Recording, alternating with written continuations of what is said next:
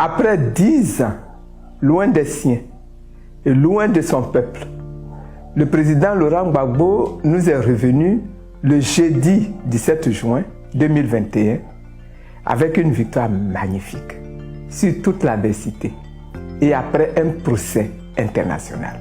Je bénis le nom de l'Éternel. Celui-là même qui, jour après jour, a su le couvrir de son assistance et l'a délivré de ses ennemis qui étaient plus forts que lui.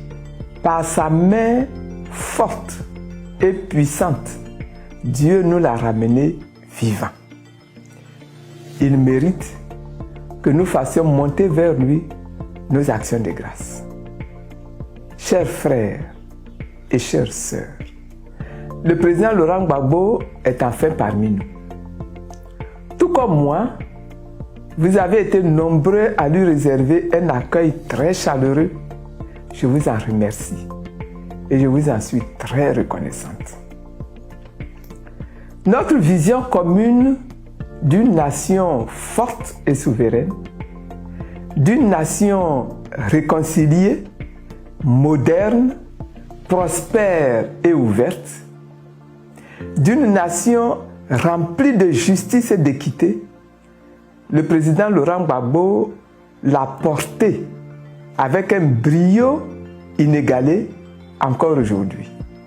Ce retour a été aussi le fruit de l'accord du chef de l'État, M. Alassane Ouattara, de voir le président Laurent Gbagbo rentrer dans son pays. Je lui dis infiniment merci pour cela. Et je viens encore une fois plaider pour qu'il continue à poser ces actes forts d'apaisement et de réconciliation que tout le peuple de Côte d'Ivoire attend. Notamment, faire revenir au pays Charles Blé Goudé et tous les nombreux fils et filles de la Côte d'Ivoire encore en exil. Libérer les prisonniers civils et militaires de la crise post-électorale. Il continue de purger de lourdes peines. Libérer les nombreux prisonniers de la dernière crise politique dite du troisième mandat. Au-delà de l'affection, de l'amitié, de l'amour et même de l'attachement que tous nous portons à la personne du président Laurent Gbagbo, nous ne devons jamais oublier que la grande aspiration du peuple, c'est de voir notre pays, la Côte d'Ivoire, sortir définitivement de ses contradictions internes, de ses difficultés et de ses limitations. Ce peuple rêve d'une nation véritablement réconciliée, développée, modernisée.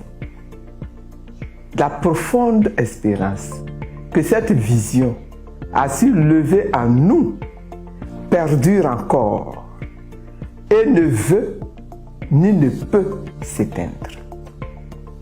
Frères et sœurs, aujourd'hui le temps est favorable pour la manifestation de l'amour avec grand A envers tous nos concitoyens, peu importe leur ethnie, leur religion ou leur obédience politique.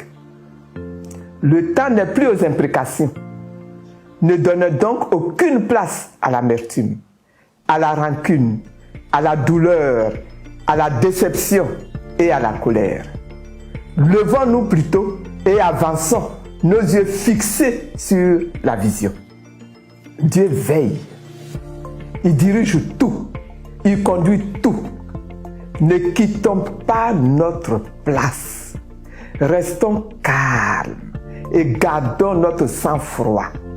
L'essentiel est encore à venir.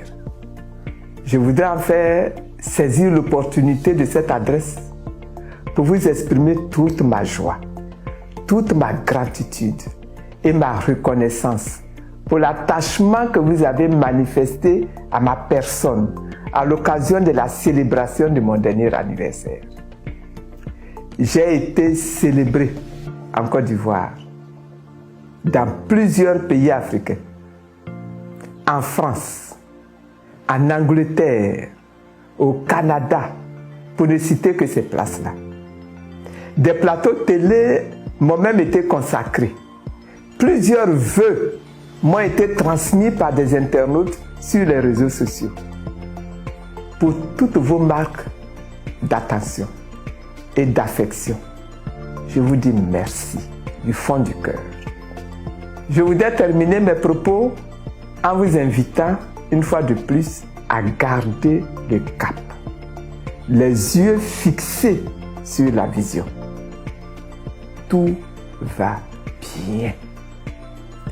Que Dieu vous bénisse, qu'il vous bénisse tous et qu'il bénisse la Côte d'Ivoire.